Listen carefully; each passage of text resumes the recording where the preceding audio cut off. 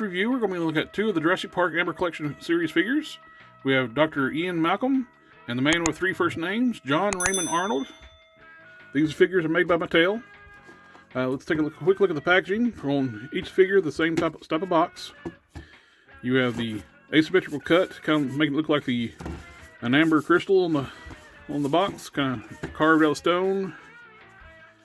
One of the nice things too, you see on the box, you see there's embossed fossils onto the box. You see on the side, you got bones and the skeletal here, claw here. You have like the little cracks in the amber shining through. On the back of each box, you'll have a still of each character from the movie. And you'll have John Raymond Arnold's bio. And you have Dr. Ian Malcolm's bio. On the bottom of the box, you'll have your standard legalese and copyrights barcodes. And your barcode for John Raymond. On the top of the boxes, you just have the hooks for hanging on the pegs. And on the side of the boxes, you'll have the Jurassic Park logo on one side, Amber Collection on the other. Like as previously pointed out, to the embossed fossils on this side. Here we have the figures in their tray. You can see all the accessories that come with them. Ian comes with a walkie-talkie, a roadside flare, a cup of water, 2 alternate hands.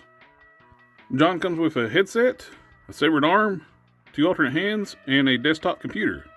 In case you're not old enough to remember this is what desktop computers used to look like. You had a huge, thick monitor and a tower.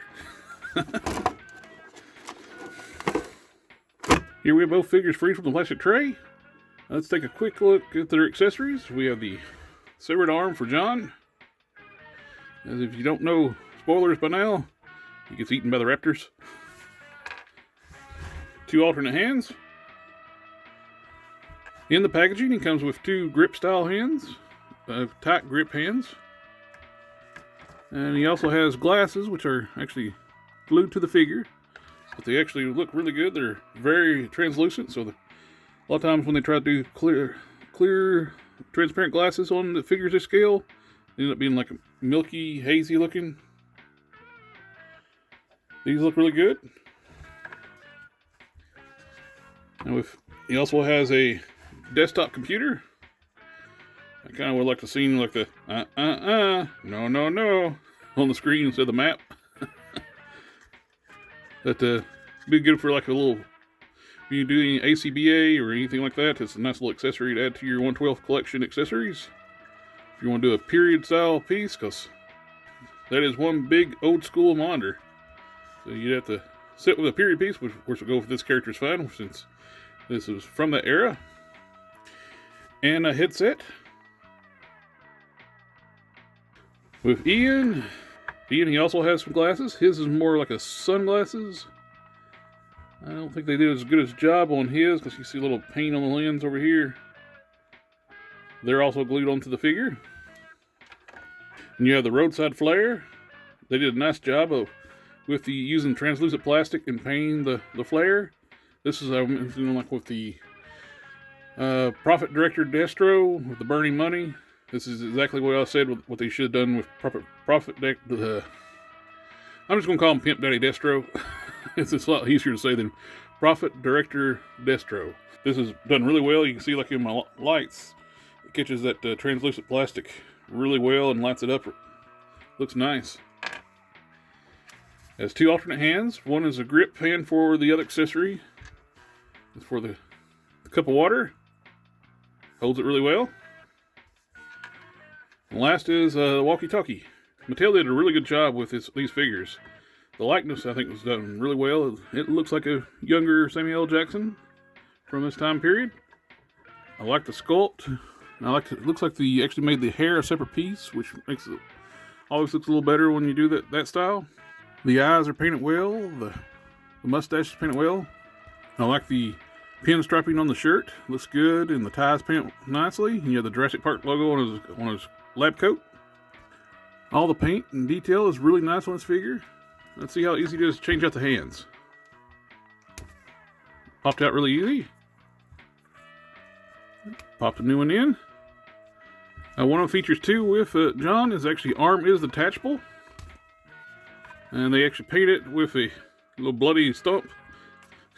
That's what the deal with the accessory is. He gets killed by the raptors. Been kind of cool if you actually could attach some way to attach this on here and make it like where it's removable. But I checked the other arm, it is not removable. 99% of the time I don't like these bicep cuts when they're just straight across. They look like they call spinning meat, where you got the red, and here you can actually see we're cutting his arm. For the feature that they're going with, this works, but it's still very ugly. When you articulate the joint, it really breaks the sculpt. These types of bicep cuts are very ugly. One thing you notice too, though, these are seamless, pinless joints on both the legs and the arms. You go through all this effort to do nice, clean, seamless joints, and you give us spinning meat bicep cuts. Kind of weird. Let's look at Ian right quick. Same with the John figure. They captured Samuel L. Jackson. They really captured Jeff Goldblum pretty well with his figure. They actually did it.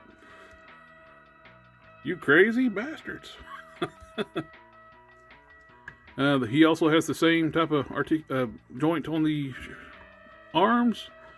That's very clever, though. They hit it a little bit with this one, where he's got rolled up sleeves. They put the bicep cut at the cuff where the sleeves are rolled up.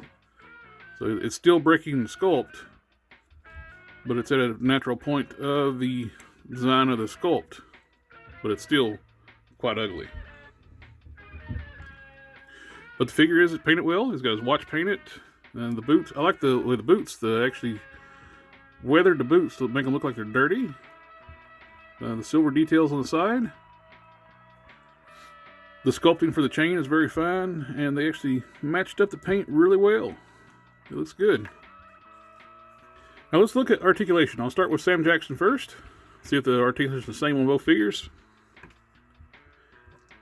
The neck joint is limited. You can't really get them to look up or down, but it does rotate, but it's very tight. I almost feel like I'm going to break that. After the view, I'll probably end up popping the head off and taking my Dremel and taking a little bit of material out of the socket on the head, free that up a little bit, because I'm afraid I'm going to break that peg on that neck joint. Disc hinge shoulders, they go up this far, full 360, bicep swivel, double jointed elbows. You can reach up to his glasses with no problem. Hinge and swivel wrist. He has a diaphragm joint instead of a standard ab crunch, so you can go back this far. The coat restricts it, the rubber material. You can crunch forward just a little bit. There's a waist twist. Hinged hips kick out to the side, forward, back just a little bit. Thigh rotation, double joint knees. Go all the way up. Hinged ankles. There's no ankle pivots, but you got a little bit of twist.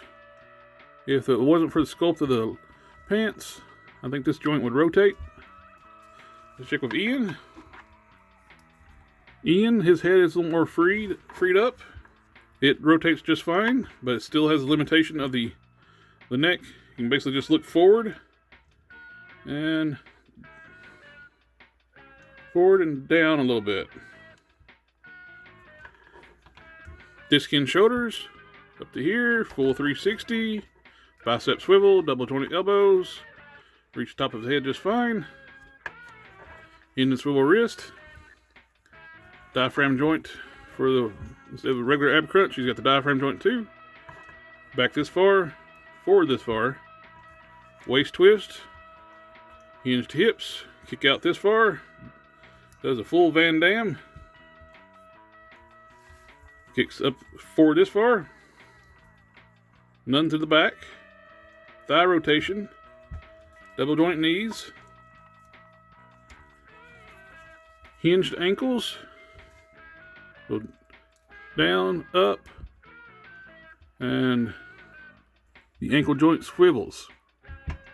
There's no ankle pivots. With these being my first two Amber Collection figures, I just want to see how they scaled with other figure lines. Here they are with a couple of Marvel Legends MCU style suited bodies. We have Bruce Banner, a younger style Sam Jackson from the Captain Marvel movie. Here he is next to the Marvel Legends Captain America and an 80th anniversary Iron Man. Here they are with 80th anniversary Hulk and a Bucky cap. Here they are with a DC Multiverse Rebirth Superman and a DC UC Superman. Here they are with Loose Collector's Lady Death and a Thundercats Jackalman. After the comparison with the other figures, it does look like these scale a little bit larger than the standard Marvel Legends DC UC style figures. I would say these are closer to more like WWE scale figures, or they're closer to the 7-inch scale. But with that, they're still great looking figures. They're well done. One thing I did notice with the sculpting helps with stability of the figures. They have huge feet. These feet are huge in comparison to the rest of the figure, so you shouldn't have any problem standing these figures up. Like I'm sure, like a lot of people were curious with, I was curious about getting these and see if I can actually get some other like street clothes characters I can display, like doing displays in my collection with my other superheroes. And I like Jurassic Park. I wasn't really too interested in getting the characters from the movie, but these are nice. I may end up getting the rest of the line just to have a Jurassic Park display, but it would really, to me, I would have liked them a lot better if they scaled better with Marvel Legends and DC UC other stuff. Of course, these could also scale well with McFarlane's DC Multiverse line. I don't have any of those yet, but these possibly could scale with those, since those are closer to a 7-inch scale or a lot larger. But all in all, I'm still real happy with these figures. I'm glad to add them to my collection. I appreciate everyone taking the time to watch the review. Like, share, subscribe, and I'll catch y'all next time.